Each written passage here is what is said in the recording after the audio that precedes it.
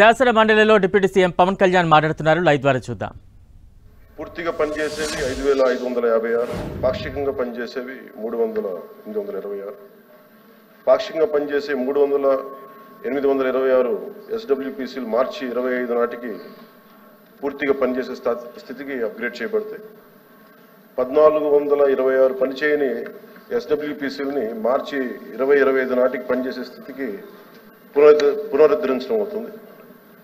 రాష్ట్రంలోని గ్రామ పంచాయతీలకి చెత్త నుండి సంపద సృష్టి కేంద్రాలుగా క్రమం తప్పకుండా నిర్వహించేందుకు వీలుగా ప్రభుత్వం అవసరమైన అన్ని చర్యలు తీసుకుంటుంది. తద్వారా 2026 చివరి నాటికి అవి స్వయం సమృద్ధిగా మారుతాయి.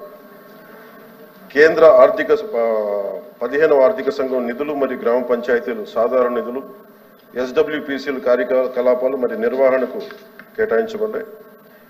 ఏపీ మార్క్ఫెడ్ భాగస్వామ్యంతో వర్మీ కంపోస్ట్ విక్రయాన్ని ప్రోత్సహించడం అవుతున్నది. అలాగే PR1 యాప్ ద్వారా ఎస్డబ్ల్యూపీసీలు ప్రయోజనాత్మక స్థితి క్రమం తప్పకుండా పర్యవేక్షించబడుతుంది. నరేంద్ర గారు.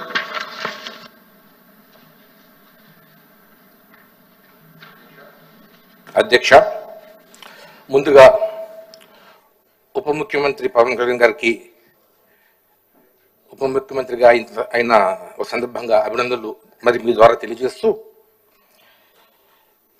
డంపింగ్ యార్డ్ అనేది ప్రజల జీవన ప్రమాణాలకి జీవన పరిస్థితులకి చాలా అవినాభావ సంబంధం ఉంది. అధ్యక్ష, మనం పేదలు ఉండడానికి ఇల్లు కడుతున్నాం, హాస్పిటల్ కడుతున్నాం, స్కూల్ కడుతున్నాం, కానీ డంపింగ్ యార్డ్లకి స్థలం మనం కేటాయించట్లేదు. అధ్యక్ష, టౌన్స్లో బాగానే ఉంటున్నాయి, గ్రామాల్లో ఉండట్లేదు. అధ్యక్ష, గ్రామాల్లో డంపింగ్ యార్డులు లేకపోవడం మూలంగా అందరూ కూడా ఆ చెత్తని రోడ్డు పక్కన వేయడం, కాలువ పక్కన వేయడం, వీధుల్లో వేయడం, ఈ విధంగా చేయడం మూలంగా అక్కడ విపరీతంగా